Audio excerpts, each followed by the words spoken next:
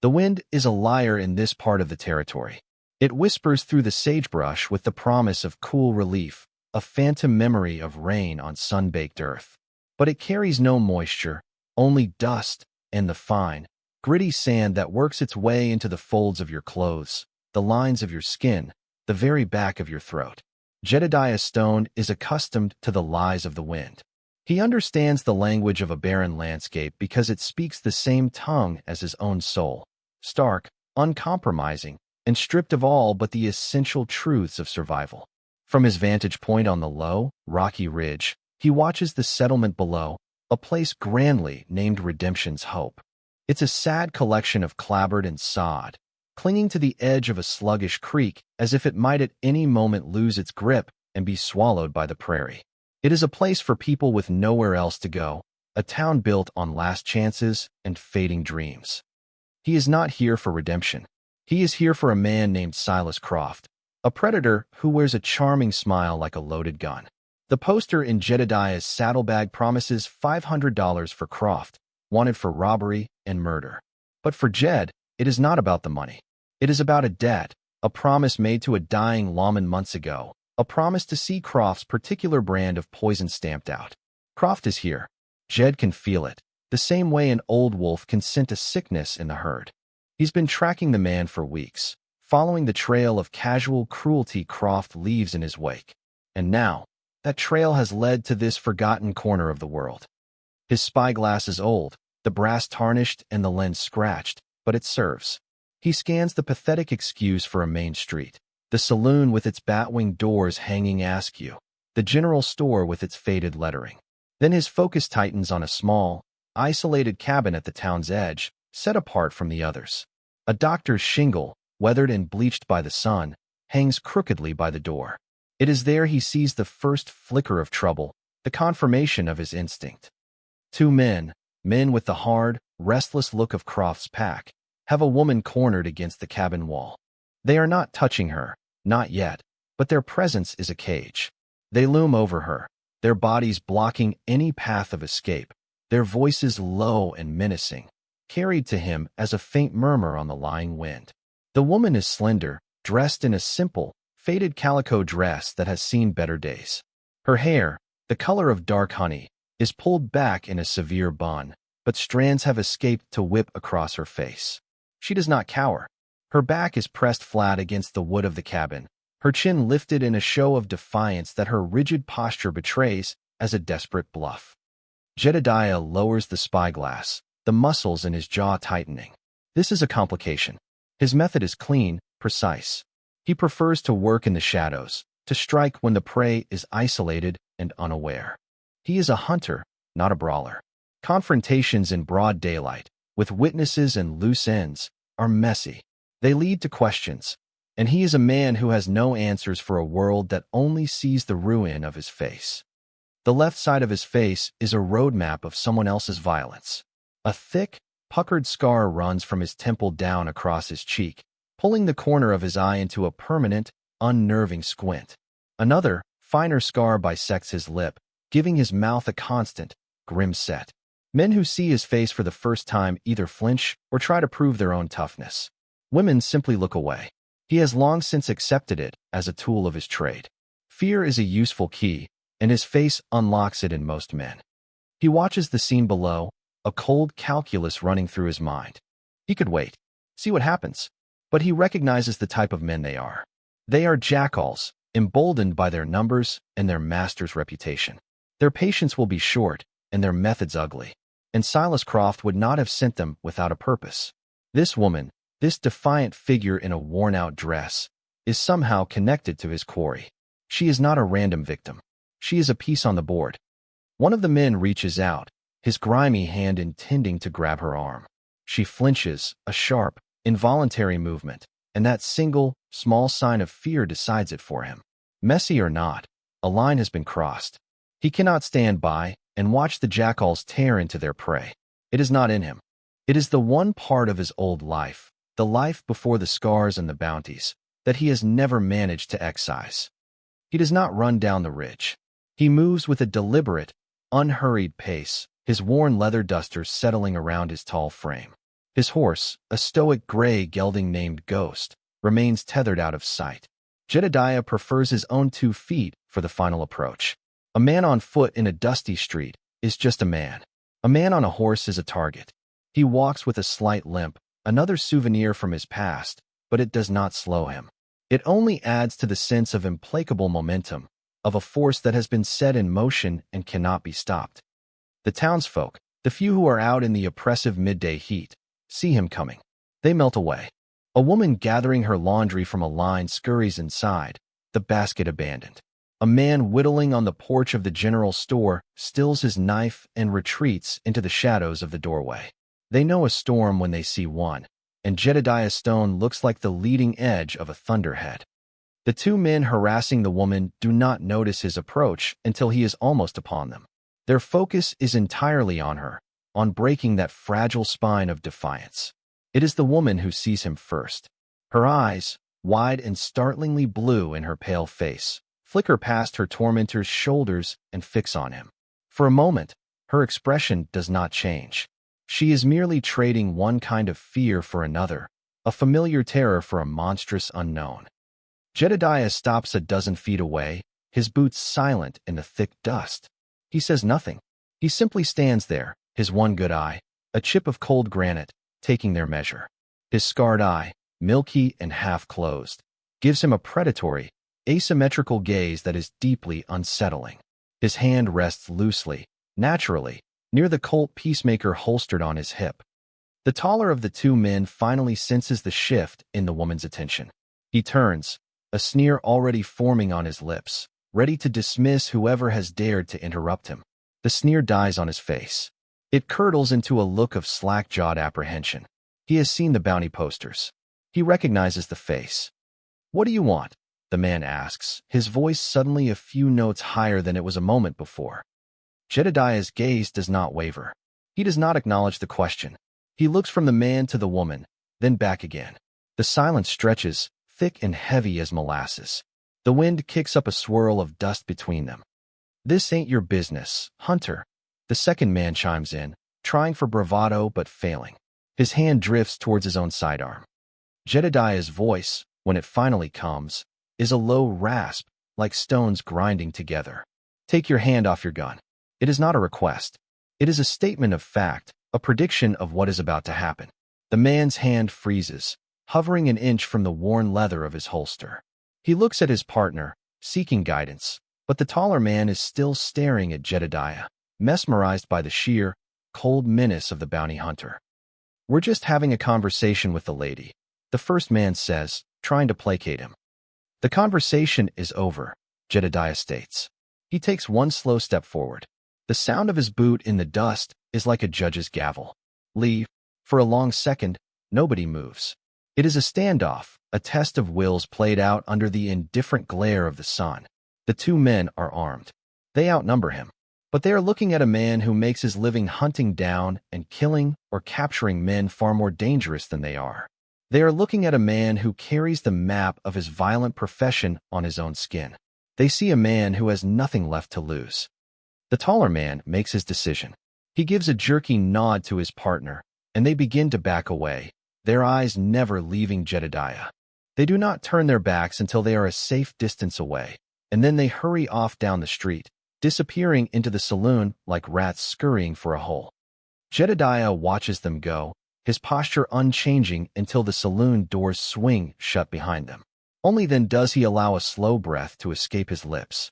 He turns his attention to the woman. She is still pressed against the wall, her knuckles white where she grips the fabric of her skirt.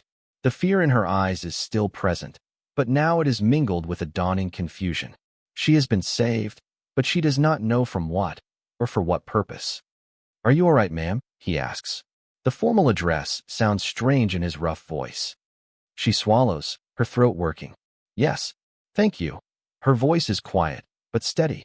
There is a core of strength in her he hadn't expected. He gives a curt nod, his duty done. The complication has been handled. Now he can return to the shadows, to his hunt. He begins to turn away, intending to melt back into the anonymity of the prairie. "Wait," she says, her voice a little stronger this time. "Who are you?" He pauses, his back half turned to her. He considers not answering. He considers telling her it's better if she doesn't know. But she deserves an answer. She faced down those men with a courage that, however brittle, was real. He turns his head just enough for her to see the scarred side of his face in the full light of day. He lets her look. He lets her see the monster from the posters, the man whispered about in saloons and around campfires. "My name is Jedediah Stone," he says, "and you're in my way." And with those words, the fragile piece of her life and the solitary purpose of his were irrevocably shattered. The silence that followed his words was profound. Alara Vance stared at the man, the name echoing in her mind.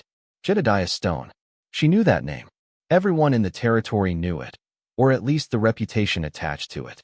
A bounty hunter, a man who dealt in the currency of violence and desperation, as feared as the outlaws he pursued. And he was here, in Redemption's Hope, a place so insignificant it was barely a speck on the map. "In your way?" she finally managed to ask, her voice barely a whisper. The question was absurd. She was standing on the porch of her own home, the home where her father had practiced medicine for 20 years, the home where he had died just 2 months ago. Jedediah turned fully to face her then. The sunlight was cruel to his features, highlighting the jagged terrain of his scars. It was a face that spoke of agony, of survival, and of a permanent separation from the world of ordinary men. She found herself unable to look away, not with revulsion, but with a kind of morbid fascination. She was a doctor's daughter. She had seen injury and disfigurement before. But this was different. This was a living testament to a brutal life. "Silas Croft," he said, his voice flat, devoid of emotion. "I'm here for him. Those men work for him, which means he has an interest in you. That puts you in the middle of my hunt." The name Croft was a cold stone in her stomach. It was Croft's name those men had been whispering. Croft, who they said she had something that belonged to. "I don't know any Silas Croft," she lied, the words tasting like ash in her mouth.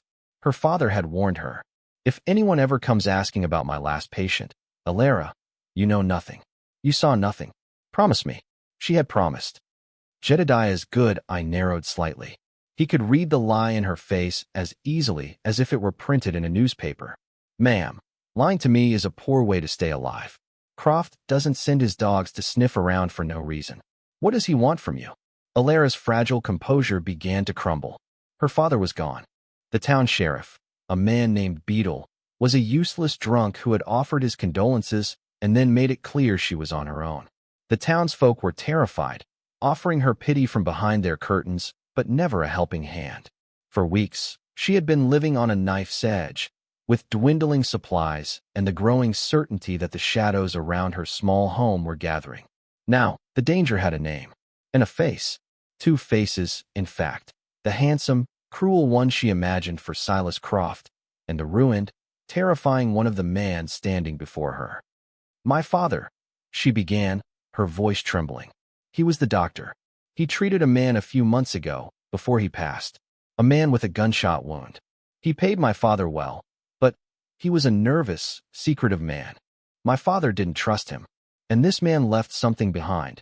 Jedediah finished for her. It was not a question. She nodded, biting her lip. "My father found a satchel after he'd gone. He said it felt wrong, heavy with trouble. He hid it.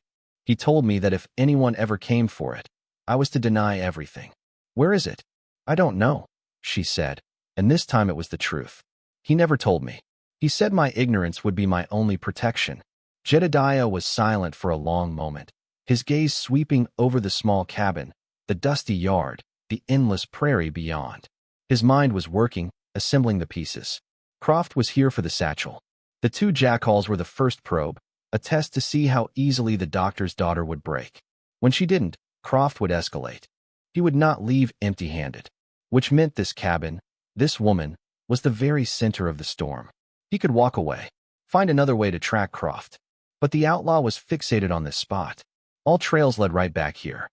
He looked at her again. He saw the exhaustion in her eyes, the fine tremor in her hands. He saw the worn fabric of her dress and the defiant set of her jaw. She was a lamb tethered to a stake, and the wolf was circling. He had chased the wolf here, and in doing so, had inadvertently made the lamb's position even more precarious. A bitter taste filled his mouth. It was the taste of responsibility, a flavor he had tried to rid himself of years ago. "You're not safe here alone," he said gruffly. A humorless laugh escaped her lips. "I'm keenly aware of that, Mr. Stone, but I imagine my options are rather limited." He didn't like it. He didn't like any of it. It was messy, complicated. It involved another person, a civilian, a woman. His life was a solitary one for a reason. Attachments were liabilities. They were weaknesses an enemy could exploit. They were anchors that could drag you down into the mud. But he couldn't leave her. The code he lived by, the last remnant of the man he used to be, wouldn't allow it. He had interfered. He had placed his own mark on the situation. He now had a stake in its outcome. "I'm staying," he announced, the decision settling upon him with the weight of a stone. "Croft will be back for what he wants. When he comes, I'll be waiting. He'll lead me to the rest of his crew, and I'll finish this." Alara stared at him, her blue eyes wide with a mixture of terror and a fragile spark of hope. "You're staying? Here. It's the logical place. This cabin is the bait. I'm the trap." He looked around the small porch, his expression grim. "I'll sleep out here. You'll be safe inside." It was the most outlandish, terrifying, and strangely reassuring proposal she had ever heard. To have this scarred, dangerous man as her guardian. It was like asking a wolf to guard the henhouse. But the other wolves were already circling, and this one, at least, seemed to be on her side. "All right," she agreed, her voice small but firm. She was making a deal with a devil to protect her from a demon. She could only pray she had chosen the lesser of two evils. The first few hours of their arrangement were an exercise in suffocating awkwardness. Jedediah settled on the top step of her porch, his back against a post, his rifle resting across his lap. He seemed to become a part of the landscape, as still and silent as the rocks on the ridge he'd descended. He did not speak. He did not move. He simply watched. His gaze was fixed on the town, on the shimmering heat rising from the dusty street, his senses attuned to the slightest sound or movement. Alara retreated inside the cabin, the heavy wooden door clicking shut behind her. The small space, which had been her sanctuary and her prison for the past weeks, now felt different. It was still her home, filled with the familiar scent of dried herbs and her father's old books, but the presence of the man on her porch changed its very atmosphere. She felt both safer and more vulnerable than ever before. She moved about the single room, performing her daily tasks with a forced, jerky efficiency. She kneaded dough for bread, her hands working the flour and water with more force than necessary. She checked the water barrel, her mind racing. Who was this man, really? The stories about Jedediah Stone were grim. They said he was relentless, merciless. They said he had ice in his veins. But he had also stepped between her and Croft's men. He had offered his protection, however transactional and gruff it might be. As the sun began to dip towards the horizon, painting the sky in fiery strokes of orange and purple, a new problem presented itself. Dinner. Her supplies were meager. She had flour, beans, a little salted pork. It was enough for one person to subsist on for another week or two. It was not enough for two, and she had no idea what, if anything, a man like Jedediah Stone ate. Taking a deep breath, she opened the door. He didn't flinch, but she saw the muscles in his shoulders tense at the sound. His head turned slowly, his one good eye fixing on her. "Mr. Stone," she began, her voice hesitant. "I was about to make some supper. It's not much, but you're welcome to share it." He stared at her for a moment, his expression unreadable. "Not necessary. I have my own rations. It's just beans and cornbread," she pressed on, a strange stubbornness taking hold. It was a matter of pride, of hospitality, a refusal to be a helpless victim in her own home.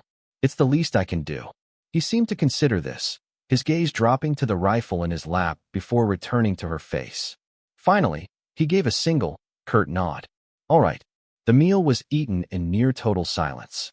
Alara had set a small, rickety table with 2 plates.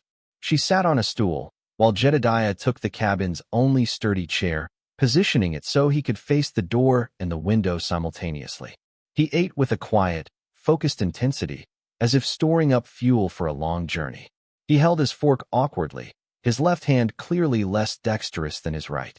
Alara noticed a network of finer, silver scars on the back of that hand, crisscrossing the knuckles.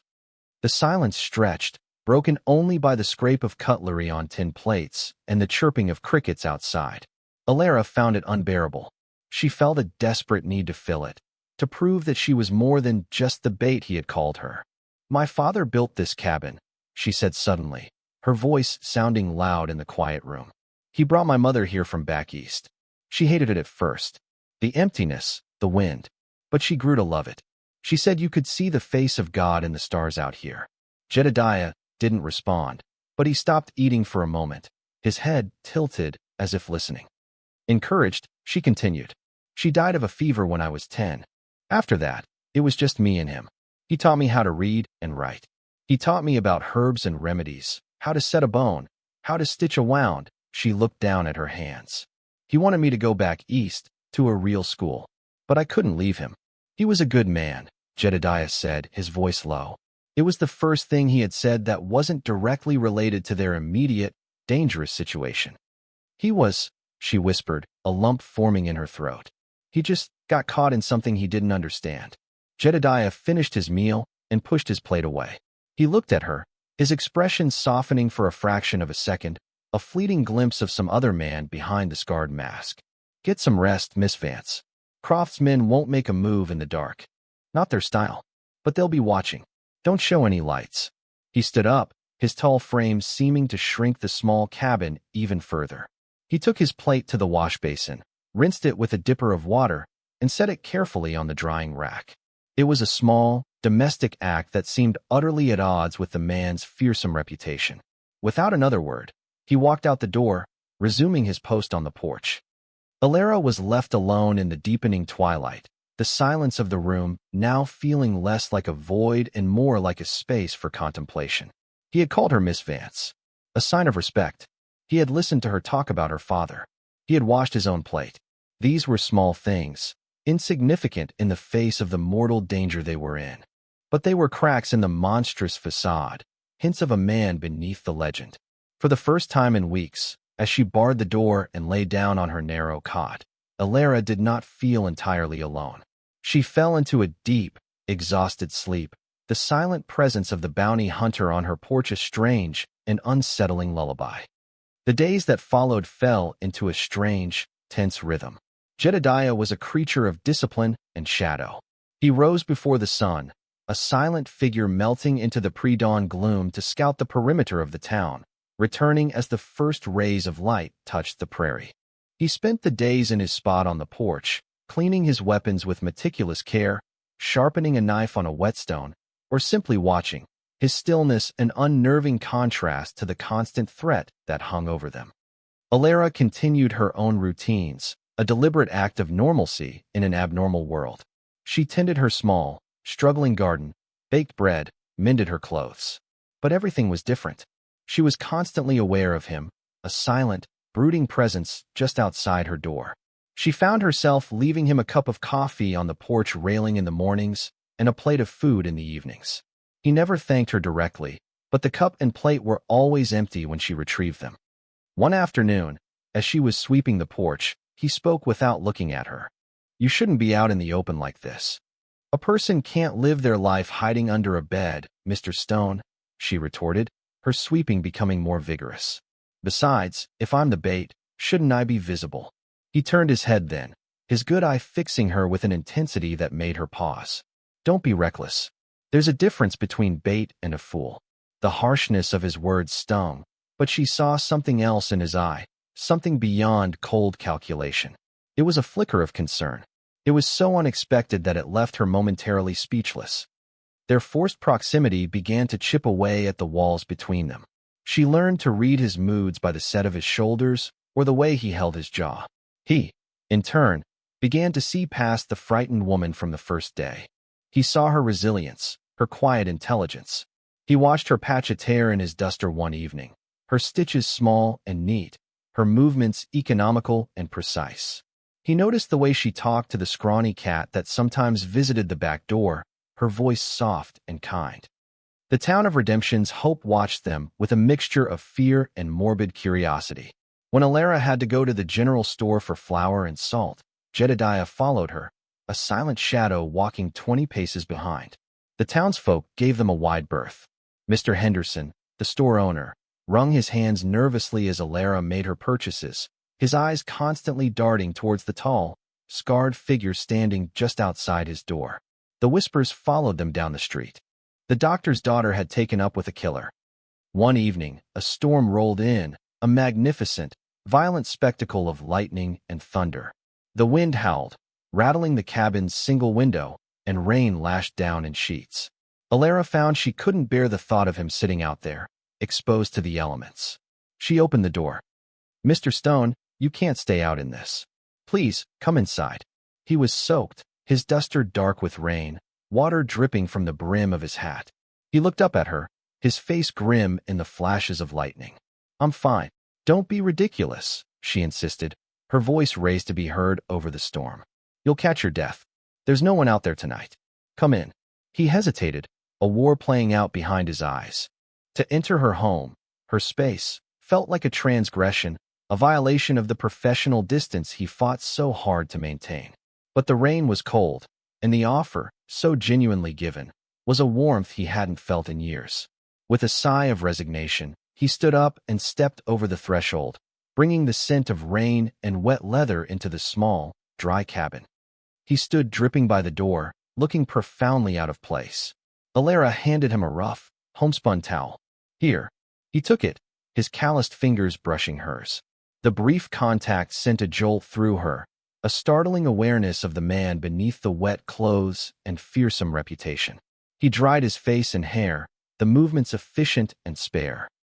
"My father kept a bottle of whiskey for medicinal purposes," she said, her hands fluttering nervously. "Perhaps the small glass?" To ward off the chill. He looked at her, and for the first time, she saw the ghost of a smile touch the unscarred side of his mouth. Medicinal purposes only, of course. She poured 2 small glasses from the dusty bottle. The whiskey was harsh, but it spread a welcome fire through her veins. They sat in silence for a while, listening to the storm rage outside. The cabin, which had once felt so fragile, now seemed like a fortress against the tempest, a tiny island of warmth and light in a world of chaos. "Why do they call you Stone?" she asked quietly, breaking the silence. He swirled the amber liquid in his glass, his gaze distant. "It was my mother's name. My father, he wasn't in the picture. When I became a lawman, I took her name. It seemed more honest." The word lawman hung in the air between them. It was a piece of his past he had just offered her, a small, precious key. "You were a marshal?" she asked, her curiosity piqued. He nodded. "Deputy U.S. Marshal. For a time." "What happened?" The question was out before she could stop it. It was too personal, too forward. "I'm sorry," she added quickly. "You don't have to." "It's all right," he said, his voice a low rumble. He lifted his left hand, turning it over in the lamplight, studying the scars as if they were a foreign map. "We were tracking a gang. The Clayton brothers. Vicious bastards. We cornered them in a box canyon. It should have been a simple arrest." He paused, his throat working. "My partner, a young kid named Billy, was eager. He didn't wait for my signal. He went in too soon." The silence in the room was absolute, save for the drumming of the rain on the roof. They were waiting for him. It was an ambush. I went in after him, but it was too late. They used their knives. On both of us. He unconsciously touched the scar on his face. "I killed all 3 of them. But not before they. Billy died in my arms. I carry his badge with me still." He fell silent, lost in the memory. Alara's heart ached for him. For the young lawman he must have been, for the partner he had lost, for the man he had become. She finally understood. The scars on his face were not just a record of violence. They were a mark of failure, a constant, physical reminder of the life he couldn't save. His solitary existence wasn't a choice born of cruelty, but a penance. "That's not your fault, Jedediah," she whispered, using his given name for the first time. He looked up, his eyes meeting hers across the small room. The granite had softened, revealing a deep, profound grief. "Isn't it? I was his senior officer. His life was my responsibility." He drained his glass in one swallow. "After that, I couldn't wear the badge anymore. It felt tarnished. Hunting men for money seemed more honest. A simple transaction. No partners. No one to be responsible for." He looked at her pointedly. Until now. The weight of his gaze was heavy. She was his new responsibility, an echo of the past he had tried so desperately to outrun. In that moment, their relationship shifted. It was no longer just about a bounty hunter and his bait. It was about a wounded man who had stumbled into a chance at redemption, and a lonely woman who was beginning to see the hero behind the monster. The storm outside raged on, but inside the small cabin, something had broken open, as raw and powerful as the lightning that split the sky. The morning after the storm, the world felt washed clean. The air was crisp, the dust settled, and a fragile truce seemed to exist between the bounty hunter and the doctor's daughter. The shared vulnerability of the previous night had forged a new, unspoken understanding. He was no longer just Mr. Stone, the fearsome hunter, but Jedediah, a man with a ghost on his shoulder. And she was no longer just Miss Vance, the bait, but Alara, a woman whose quiet strength he was beginning to admire. This new dynamic was tested when Jedediah, during his morning scout, found a fresh set of tracks near the creek bed. 3 horses, shod in a distinctive way he recognized. Croft's men had been close, likely using the cover of the storm to get a better look at the cabin. The threat was no longer a passive, waiting game. It was tightening around them like a noose. "We need to find that satchel," he said, his voice tight with urgency as he stood in her doorway. "Croft is losing patience. Whatever is in it, it's valuable enough for him to risk coming after a man like me." Alara's mind raced. Her father had been a man of habits and secrets. He was meticulous, logical. He wouldn't have hidden something in a place of pure chance. It would be somewhere meaningful, somewhere connected to his life, his work. "His books," she said suddenly. He loved his medical texts. He spent every evening reading them. The cabin was lined with a single, long shelf filled with her father's library. Thick, leather-bound volumes on anatomy, surgery, and herbal remedies stood in a neat row. It was a daunting collection.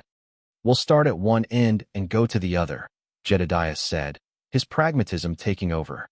For hours, they worked side by side. He would take down a heavy book, his large, scarred hands surprisingly gentle with the fragile pages, and pass it to her. She would carefully flip through it, checking for hollowed-out sections, loose papers, anything out of the ordinary. The work was tedious, and the air grew thick with the musty smell of old paper and leather. As they worked, they talked. The floodgates opened by the storm the night before did not close again. He asked her about her father's practice, and she told him stories of the people he had helped, the long nights he had sat with the sick, the times he had accepted a chicken or a bushel of corn as payment from families who had nothing else. He believed everyone deserved care, she said, her voice soft with memory as she inspected a detailed anatomical atlas. No matter who they were or what they'd done. "I suppose that's why he helped that man, Croft's man." He took an oath. Jedediah paused, a copy of Gray's Anatomy in his hands. An oath can be a heavy thing to carry. "You carried one," she pointed out gently. "And I failed it," he said, the words stark and final. "No," she countered, turning to face him. "You didn't. You tried to save your partner. You couldn't. There's a difference. My father used to say, we can't control the outcome, Alara, only the effort."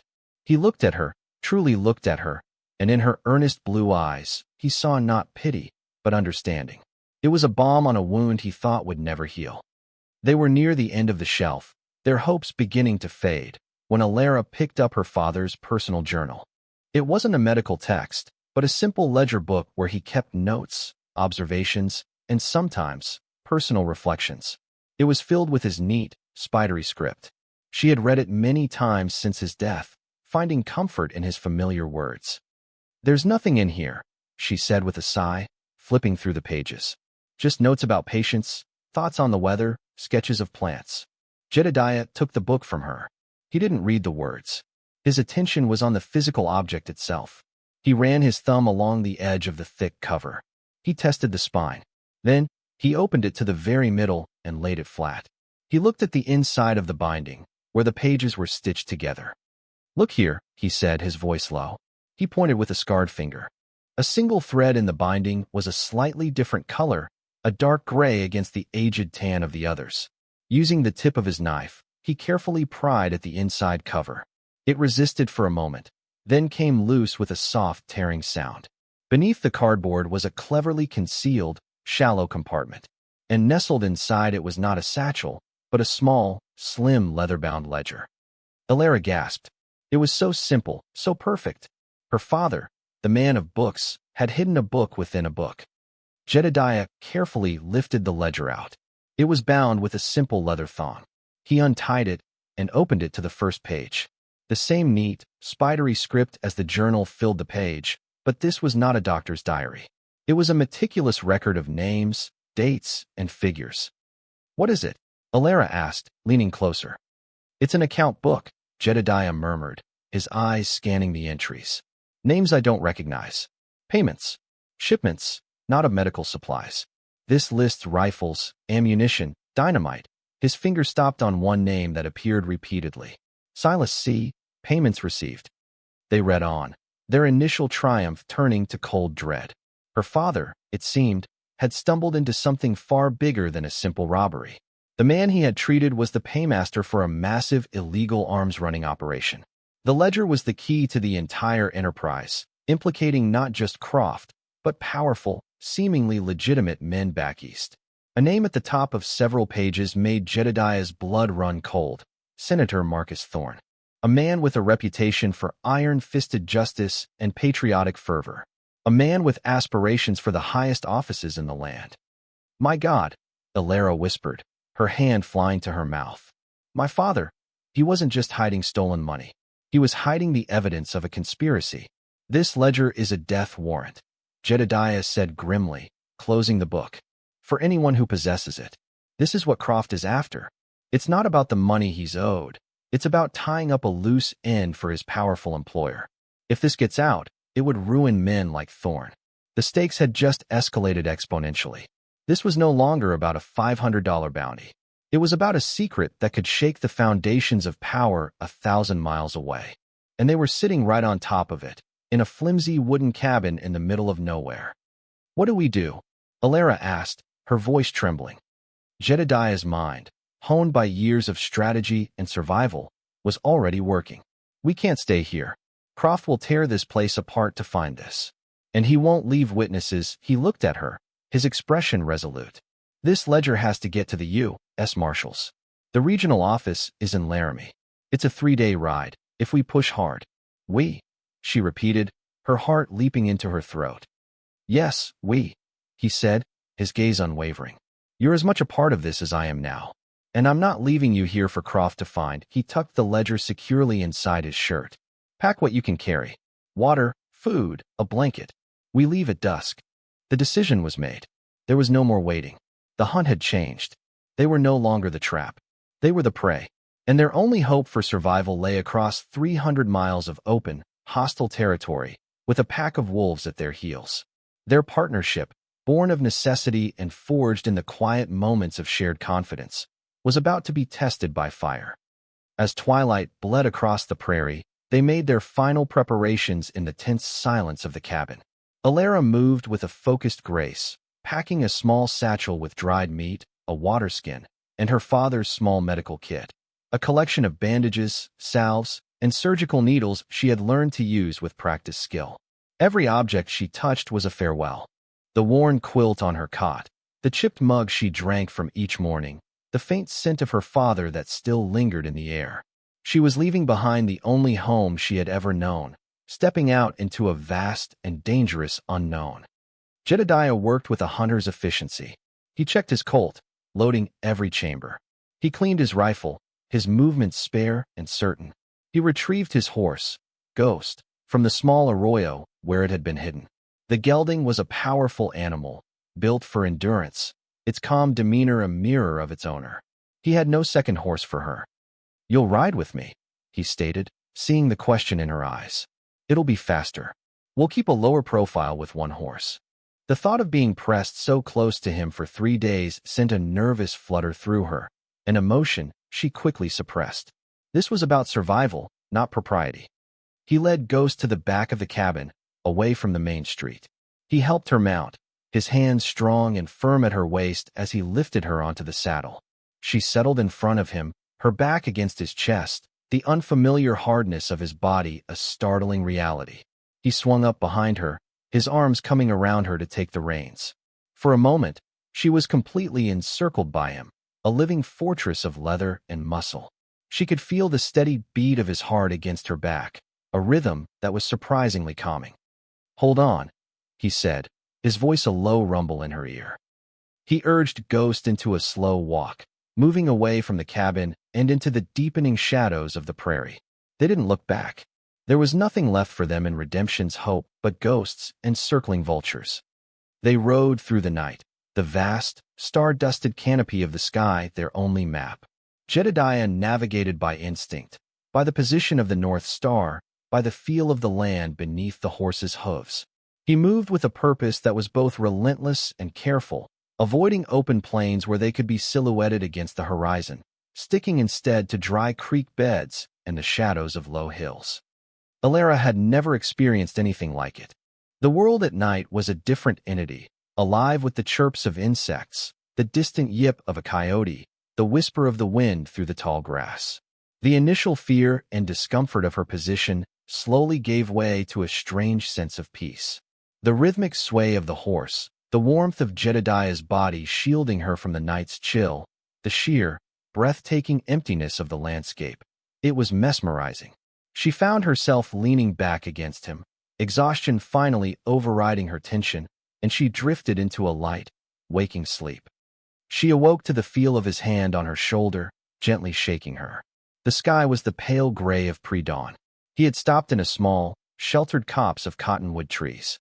"We'll rest here for a few hours," he said, his voice rough with fatigue. "Let the horse drink." He dismounted and helped her down. Her legs were stiff and shaky, and she stumbled, but his hand was there to steady her. They shared some dried meat and water in silence, the weariness of the night's ride sitting heavily between them.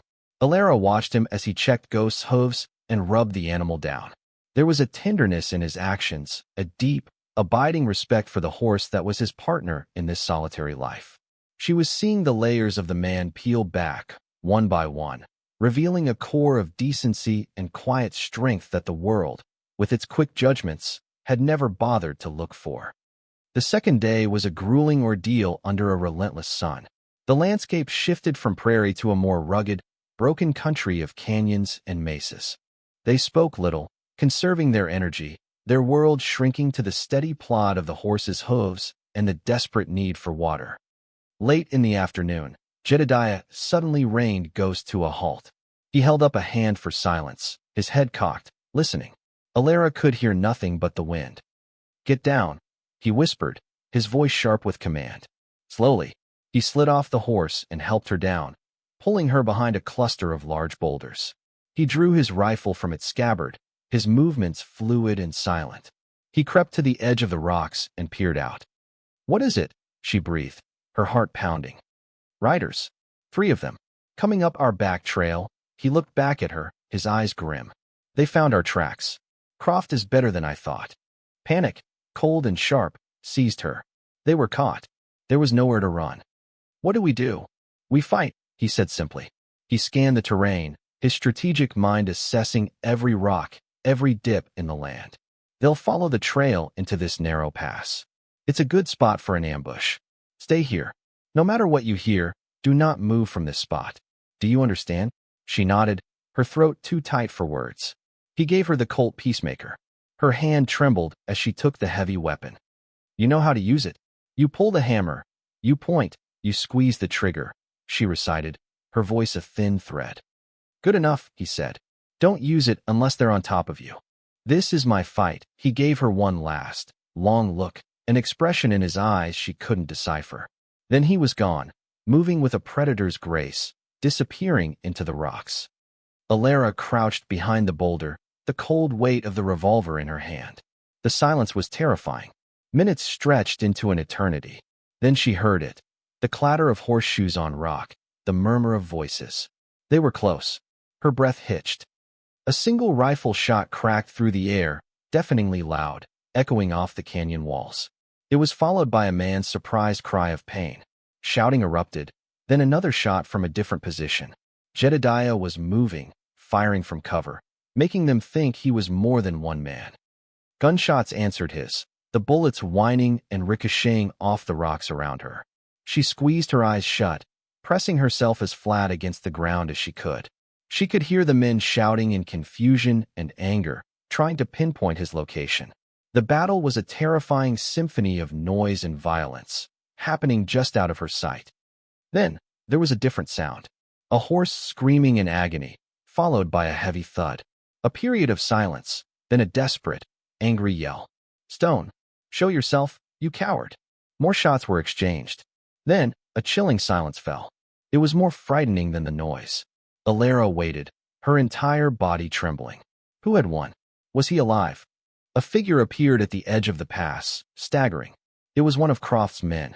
He was clutching his shoulder, blood seeping through his fingers. His eyes, wide with panic, scanned the rocks and found her. A cruel grin split his face. "Well, look what we have here," he sneered, raising his pistol. "The boss'll be happy I found the girl." Time seemed to slow down. Alara's mind went blank with terror. Jedediah's words echoed in her head. "Don't use it unless they're on top of you." He was on top of her. She raised the Colt with both hands, the barrel shaking wildly.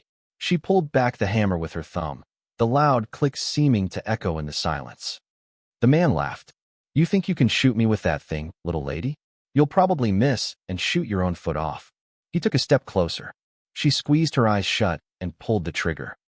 The explosion was immense, the recoil jarring her arms all the way to her shoulders.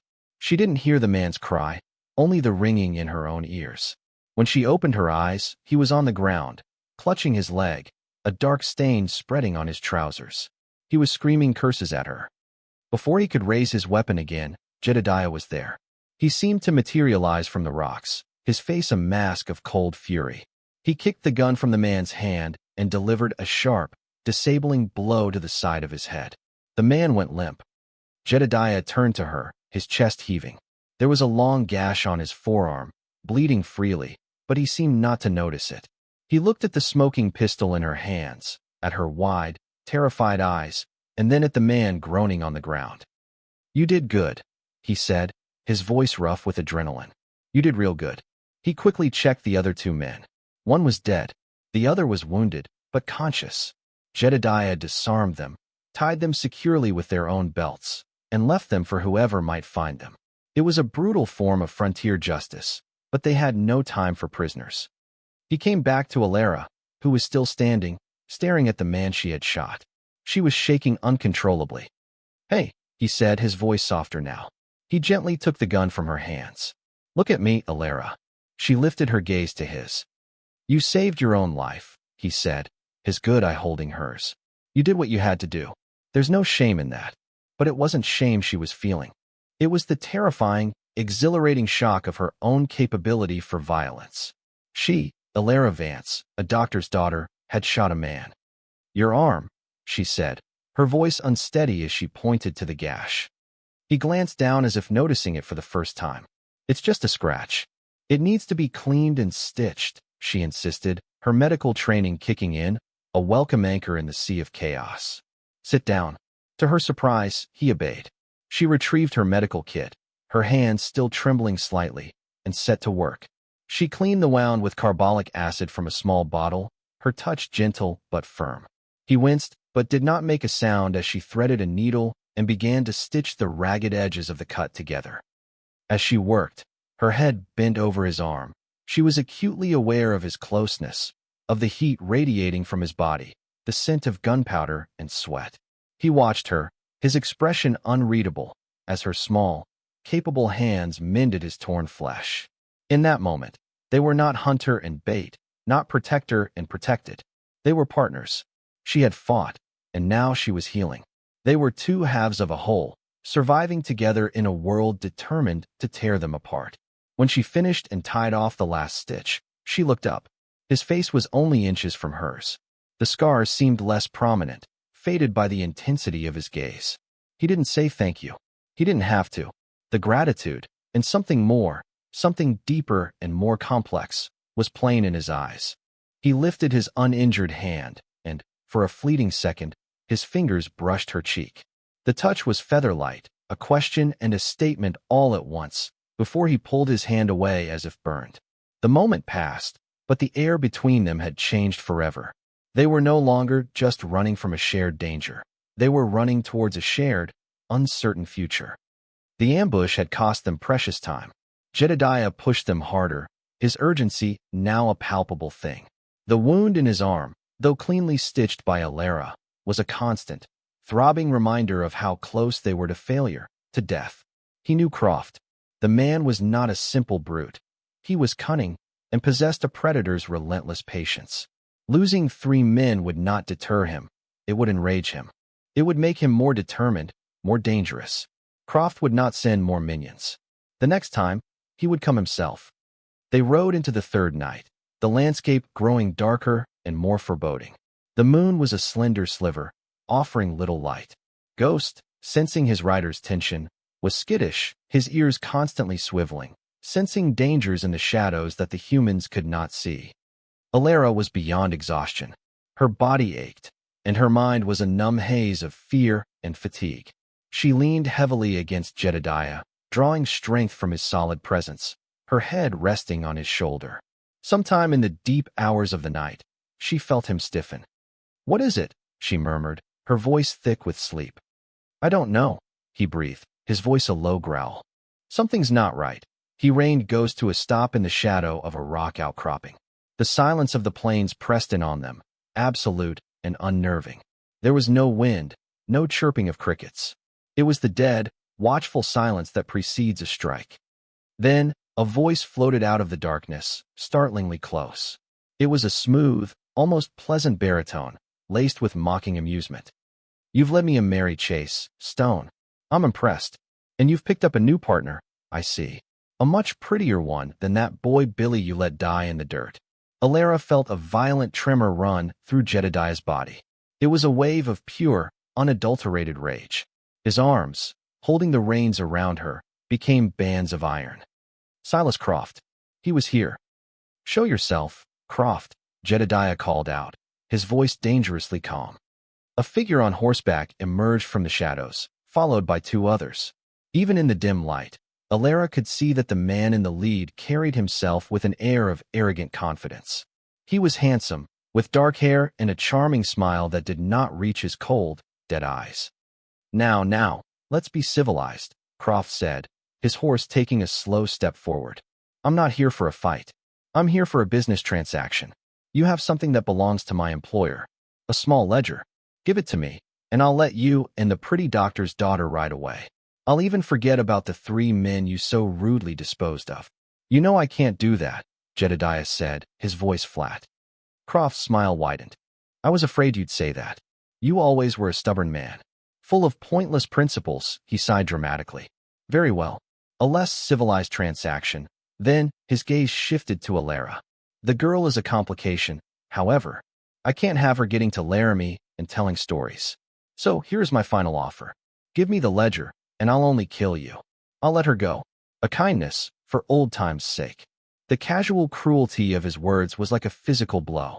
Alara felt the ledger inside Jedediah's shirt, a toxic secret pressed between their bodies. This was the moment of truth. Everything had led to this confrontation in the dark heart of the wilderness. "No deal, Croft," Jedediah said. "A pity," Croft said, and in a single, fluid motion, he drew his pistol. What happened next was a blur of chaos and instinct. Jedediah had anticipated the move. Even as Croft's gun was clearing its holster, Jedediah was shoving Alara from the saddle. She hit the ground hard, the air knocked from her lungs. As she fell, she heard the deafening roar of a gunshot. Jedediah had spun Ghost around, using the horse's body as a shield, while drawing his own Colt.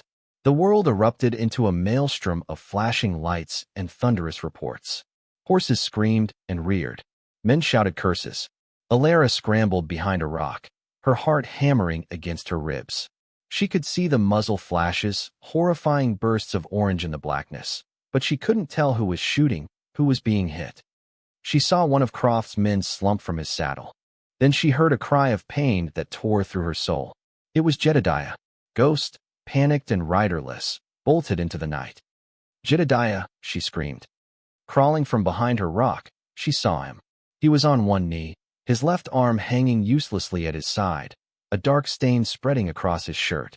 He was trying to aim his pistol with his right hand, But Croft and his remaining man were closing in, their guns leveled. He was going to die. The man who had protected her, the man who had shown her the honorable heart behind the scars, was going to die right here in the dirt because of her, because of a ledger full of secrets. Something inside her snapped. The fear vanished, replaced by a cold, clear rage. She was not the bait. She was not a liability. She was a partner. Her father's medical bag lay on the ground where it had fallen. Her hands, no longer trembling, went to it.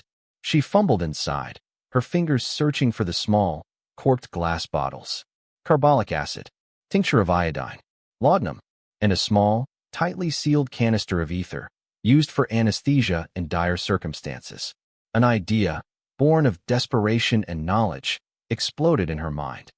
"Croft," she yelled, her voice ringing out with an authority she didn't know she possessed. The two men paused, surprised. They turned to look at her as she stood up, the small glass canister held high in her hand. "This is what you really want, isn't it?" she bluffed, her voice shaking only slightly. "The ledger was a fake. My father was cleverer than that. He transcribed the most important information onto chemically treated paper. This canister contains the only developer that can make the writing appear. Without it, the paper is worthless. And if a bullet hits this, the chemical reaction will destroy it instantly." It was a complete and utter lie, a desperate gamble. But Croft didn't know that. He stared at the canister, his eyes narrowing. He knew of such things. Espionage and secrets were his trade. The possibility that the doctor might have been that clever was plausible enough to make him hesitate. "Give it to me," he demanded, taking a step towards her. "Stay back," she warned. "Let him go. Let Jedediah go, and I'll give it to you." Jedediah was staring at her, a look of stunned disbelief on his face. Croft laughed, a low, ugly sound. "You're in no position to bargain, my dear." He started walking towards her, his gun still aimed at Jedediah. "I'll take the canister from your corpse." He was 10 feet away. 8, 6. "I warned you," she whispered. With all her strength, she threw the canister not at Croft, but at the small, sputtering campfire his men had made nearby before the ambush.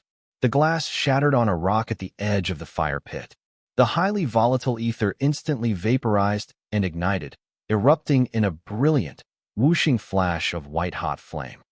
The effect was instantaneous and terrifying. Croft and his man cried out, throwing their arms up to shield their faces from the sudden, blinding light and wave of heat. Their horses shrieked and reared, their eyes rolling in terror. It was the opening Jedediah needed. Ignoring the searing pain in his shoulder, he lunged. He didn't go for his gun. He went for the man. He crashed into Croft with the force of a battering ram, driving him to the ground. The two men rolled in the dirt, a desperate, grunting tangle of limbs. Jedediah's wounded arm was useless, but his right hand found Croft's throat.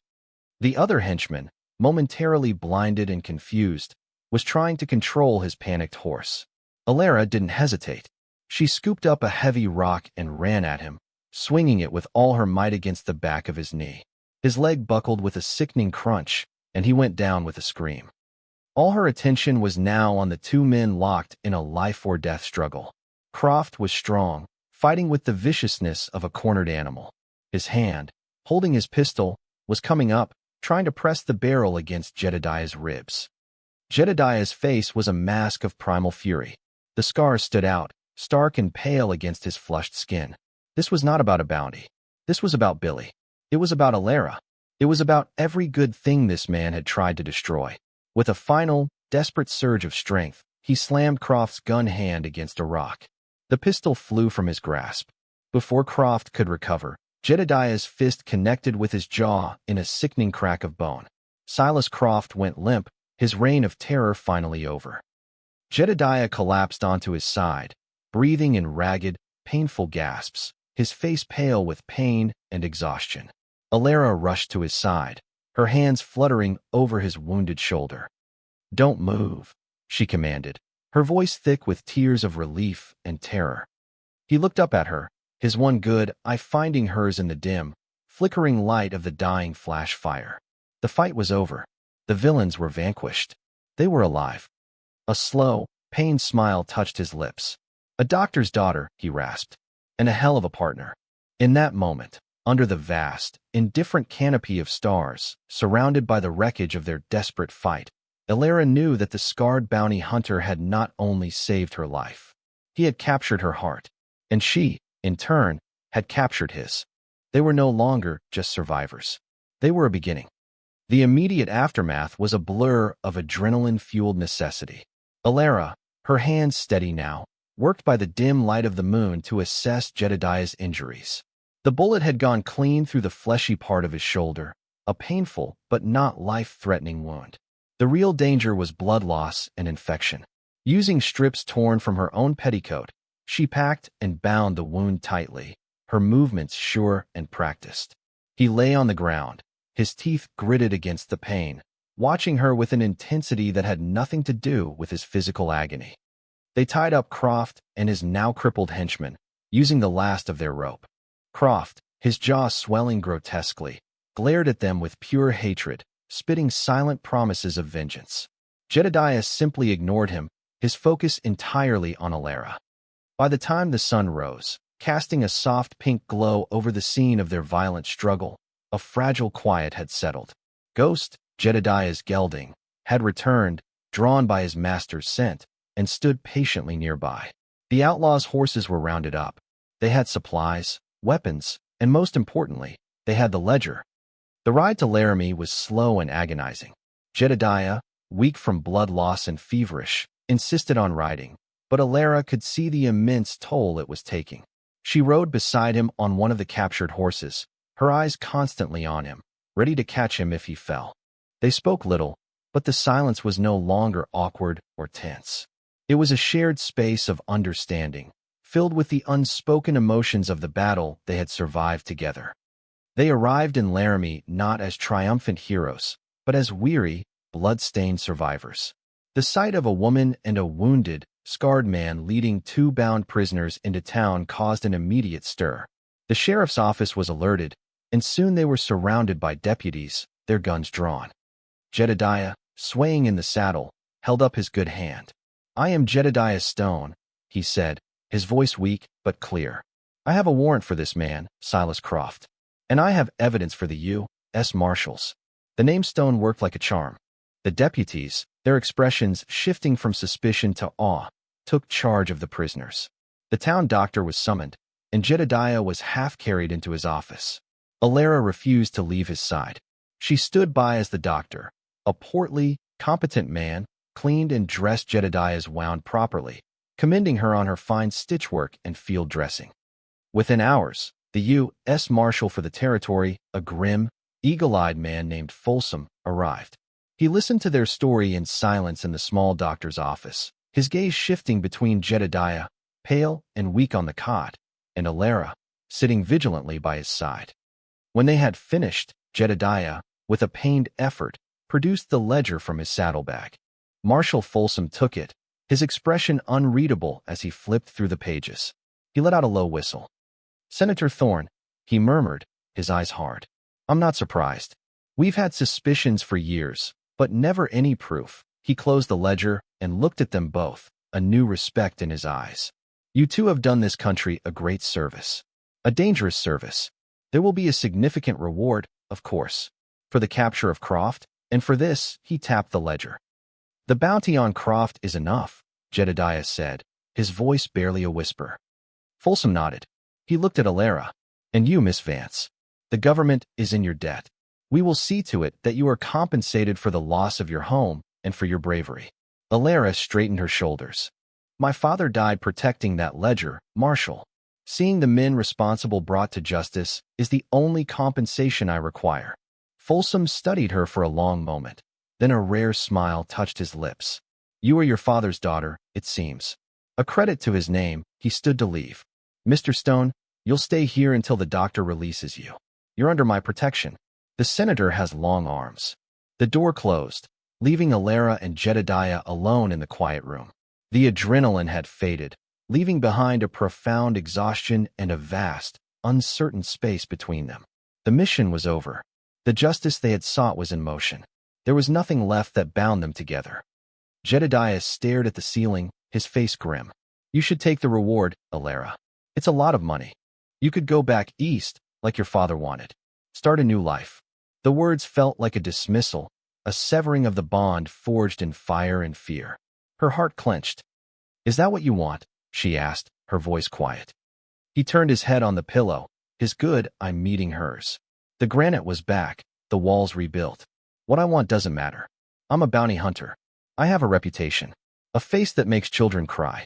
That's not a life for a woman like you.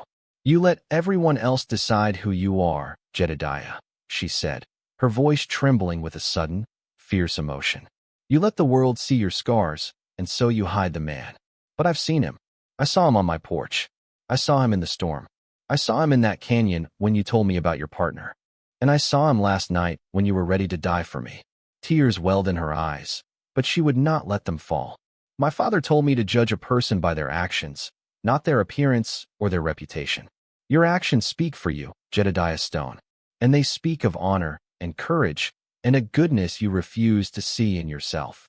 She stood up, her small frame radiating a strength that dwarfed his physical power. I'm not going east. My home is gone. My past is gone. I don't know what my future is, but I know I will not run from it. And I will not run from you.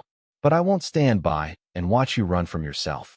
She turned and walked out of the room, leaving him alone with her words echoing in the silence. 3 days later, the doctor pronounced Jedediah fit to travel. His arm was in a sling, but his fever was gone and some of the color had returned to his face. He collected his bounty from the marshal's office, a hefty sack of gold coins that felt strangely meaningless in his hand.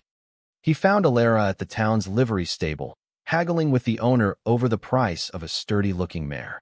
She had used some of the money from the sale of the outlaws' horses to buy herself a new dress, a simple but practical riding skirt and blouse in a deep blue that matched her eyes.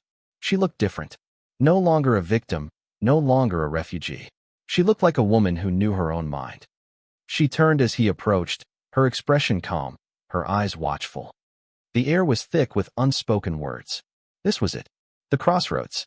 The moment he would say goodbye, mount his horse, and ride back into the solitary, empty life he had chosen for himself. It was the right thing to do. The noble thing. It was the loneliest thing he could imagine. He looked at her, at the quiet determination in her face, at the memory of her hands stitching his flesh, at the echo of her voice in the darkness calling his name. He thought of his life before her, a gray, endless road of dusty towns and nameless graves. He thought of the last few days, terrifying, painful, and more alive than he had felt in a decade. He walked past her and spoke to the livery owner. I'll pay for the horse, he said, his voice rough. He dropped a few gold coins into the man's hand without waiting for a reply. He then bought a saddle, a good one, and a bridle. He turned back to Alara. Her face was a mask of confusion and hurt. He took a deep breath. He had faced down killers, storms, and his own ghosts. But this was the hardest thing he had ever had to do. The marshal told me there's good land up in the high country, he said, his gaze fixed somewhere over her shoulder. Good water. A man could build a small ranch there. A place to settle. He finally forced himself to meet her eyes. The granite was gone. All the walls were down. She saw only the man, vulnerable and hoping. But it's hard work, building a life from scratch, he continued, his voice low and halting. A man would need a partner. Someone strong. Someone who isn't afraid of a fight. Someone who knows how to stitch a man back together when he's falling apart. A slow, radiant smile spread across Alara's face, a sunrise after a long, dark night. She didn't say anything. She simply closed the small distance between them and laid her hand on his wounded arm, her touch gentle and sure. He looked down at her hand on his arm, then back to her face. He saw his future there, not one of running and hunting, but of building and healing. He had captured his last bounty, but he had found his greatest prize. Together, they turned and walked out of the livery stable, into the bright sunlight of a new day, partners in a justice far more profound than any bounty could ever buy. Thanks for watching. If you believe in compassion, overcoming prejudice, and finding love in unexpected places, give this story a like and subscribe for more. This story showed love and heroism where least expected. What was your favorite moment of connection between them? Tell us in the comments.